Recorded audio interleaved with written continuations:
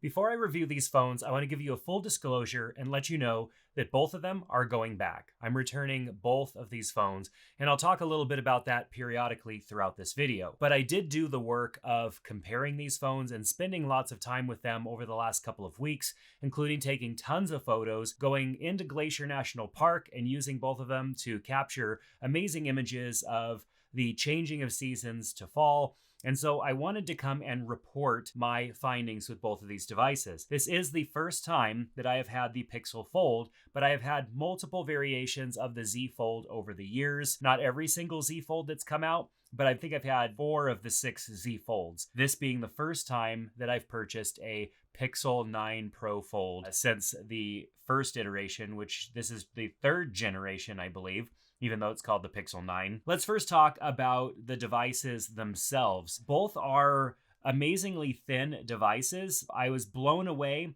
at how thin the Pixel 9 Pro Fold is, just considering the fact that they've only been at this for a couple of generations, and Samsung has been at their phone for a while. Now, one thing that I've always noticed about the Galaxy Z Fold is that it's not as flagship of a phone as the Galaxy Ultra. So the S24 Ultra that I purchased earlier this year has better camera options. Even though these cameras are great, and we're going to look at a lot of photos that I captured, it's not as good of a camera selection as what you get on the S24 Ultra. Now, when you look at the Pixel 9 Pro Fold and compare this to the Pixel 9 Pro XL, or whatever the naming structure is, which I have that phone as well, the camera system is exactly the same. And that's something that I would expect on a device that's as expensive as both of these devices are. I want the best cameras possible. If I'm going to go with a folding phone, I don't want to sacrifice on my cameras. And I feel like with the Z Fold 6, you sacrifice. Samsung wants people to have to decide, do you want the Ultra with the cameras,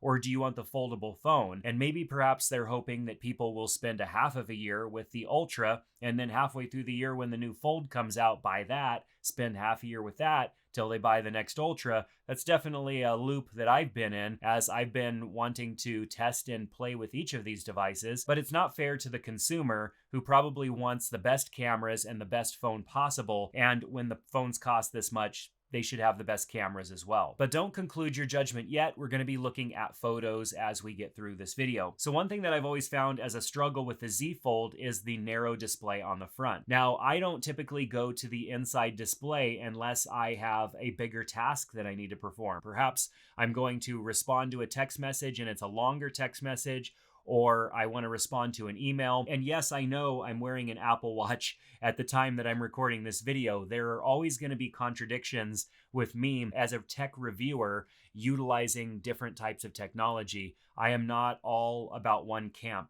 Apple or Samsung or Google or Android or iOS or whatever it is. Just wanted to get that out of the way too. Lots of disclaimers in this video so far. But I don't spend a lot of time on the inside display unless I have a moment to get something done. I'm going to be on the outside display when I answer calls, when I see a notification that I want to check on really quick, when I respond to a quick email or something like that. And the keyboard is really small. It's not the tiniest that keyboards have ever been. Phones definitely were this wide at one point, but I've gotten used to having a bit more space. So if I want to tap out a text message or some sort of response with both fingers, it's a little bit more challenging. I find myself only wanting to use swipe on the front display, or perhaps using voice dictation to dictate my text message. To put it simply, I feel like I'm sacrificing with the outer narrow display. However, when I open up the phone, I definitely get a nice wide display, albeit it is taller than it is wider, and that's okay. I don't mind that. When I go to watch a YouTube video or something, if I want a little bit of extra screen real estate, I can rotate the device and perhaps set it down in peak mode and watch the video that way, or just flat out hold the device. There's definitely a lot of different ways that you can use the Z Fold 6. And so I know that this is a choice that they made to go with the narrower front display and make the device overall less wide than we would expect out of most phones these days. But with my experience, I constantly find myself desiring a wider display, more in line with the standard phone. And Google decided to go with that with their front display. Their front display is about the standard size of a regular smartphone. The aspect ratio of this screen is very consistent with most phones. And so when I'm using the front display here, I don't notice really any difference. The only thing I'm not sure I really like is the rounded edges on this side and the squared off edges on this side.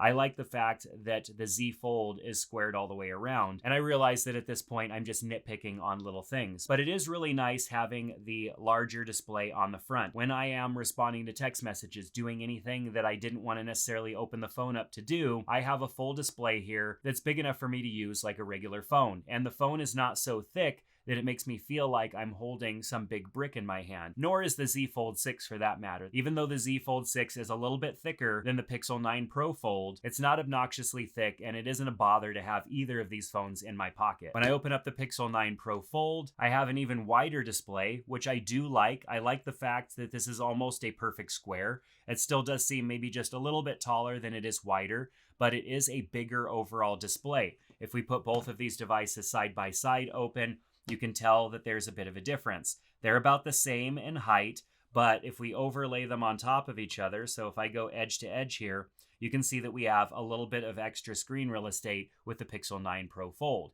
and I like that. If I go and open up the device, I like having a bit more space. When I open up YouTube, which is something I commonly do on a device like this when it's open, I have a lot that I can see. When I'm on the Z Fold 6, I don't get access to as much content, albeit those are bigger thumbnails, but there's less of them. If you also look at the icons down at the bottom, I've always felt that the Z Fold's icons were pretty small, and I know I can customize those to an extent, but I like the icons on the Pixel Fold much better. I also like that this display feels more like two panels or two columns versus one big large column on Samsung's UI. I know that I can easily position icons wherever I wanted them to be and make both of these look the same, but I'll be honest, I like Pixel's user interface better. I mean, I get all of my widgets over here, I have notifications here, versus one big panel with some wasted space on the side with Samsung's One UI. Everything else about both of these devices are extremely snappy. Both of these devices have ample hardware to support everything that they're trying to do. When I have apps up side by side or I'm multitasking, I don't notice anything slowing down. I don't do a whole lot of gaming, so the few games that I did try playing definitely didn't have any problems. Now let's take a look at photos that I captured. I tried to capture all of the same images with both of these devices and utilize their individual cameras. The Z Fold 6 doesn't have as far of a zoom range as the Pixel 9. The Pixel Fold has up to a 5x zoom camera, and the Z Fold 6 only has 3x. And so let's take a look at some of these photos side by side. I could definitely tell in these photos that the software is making the sky a bit more blue than it was in reality. It was a beautiful day, don't get me wrong, but the sky was definitely a little bit more washed out. You can see in the different colors here that the Pixel's colors are maybe a little bit more in line with what I saw with my own eye, whereas the Samsung added a bit more contrast to the images to make those colors pop.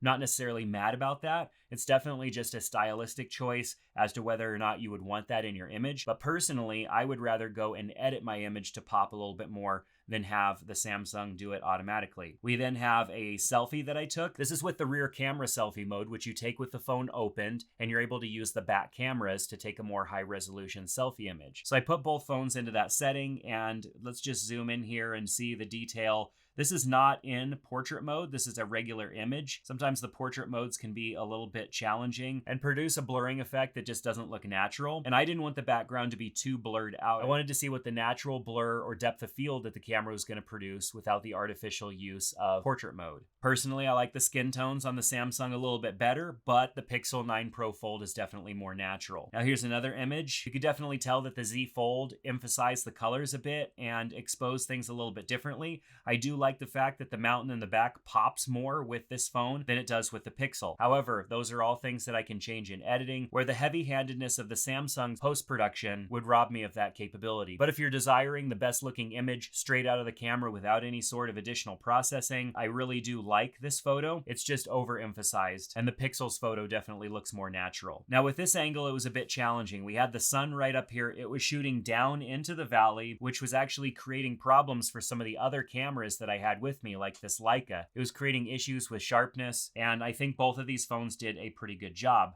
I like the more natural look of the image out of the Pixel, but I like the color pop out of the Z Fold. This image was challenging just because the sky was so bright and everything else was so dark. You could definitely tell that the Z Fold was fighting to try and process this image and make it a bit more interesting. I definitely like the more natural look of this image. I don't really like either image, to be honest, just because of how bright the sky is and dark everything else is, but I shot this image for this exact purpose, just to see how both phones would react. On my way back from hiking Avalanche Lake, I apparently did not shoot that image with the Z Fold. Here's another image that is kind of following in the same suit. More processing on the Z Fold, which might produce a better looking image depending on what you're going for, but definitely a lot more natural on the Pixel 9 Pro Fold. Now in this image, you could definitely see the difference between only having a 3x zoom and having a 5x zoom. The 5x zoom got me a ton closer to that mountain than the 3x. I definitely like this image a lot better, so when you're shooting landscapes, having that 5x is definitely useful. When looking at the water, you could see the heavy-handedness of the processing definitely affected the watercolor.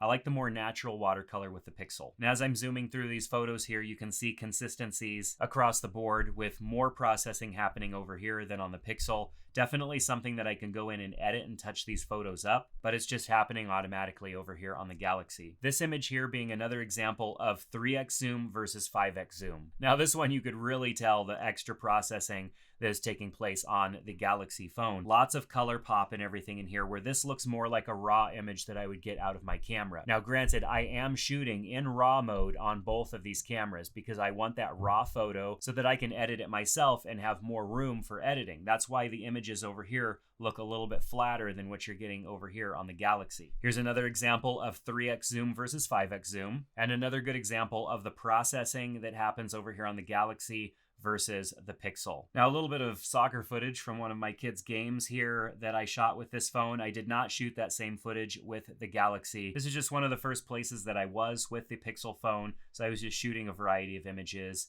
and then that was the selfie that I took in my office when I first got it.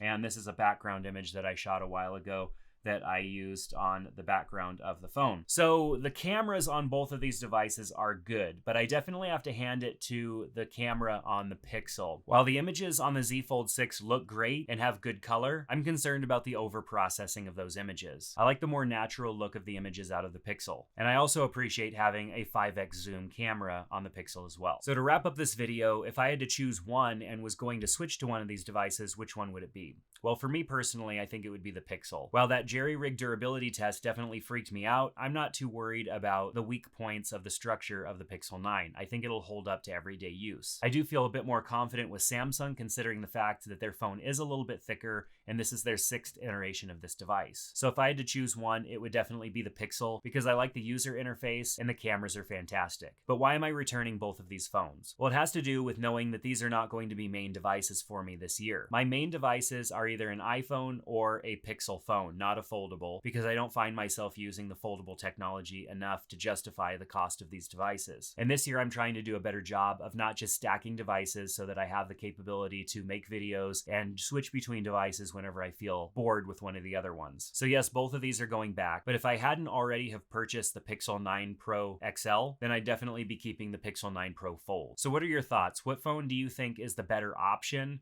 Both form factor, user interface, and camera performance. Let's talk about it down in the comment section below. If you're interested in picking up one of these phones, use the links in the description because those links help support the channel. I also invite you to check out my newsletter, which is linked down in the description below. But that's going to do it for this video. Thanks so much for being here. I hope to see you back in another one soon. Take care.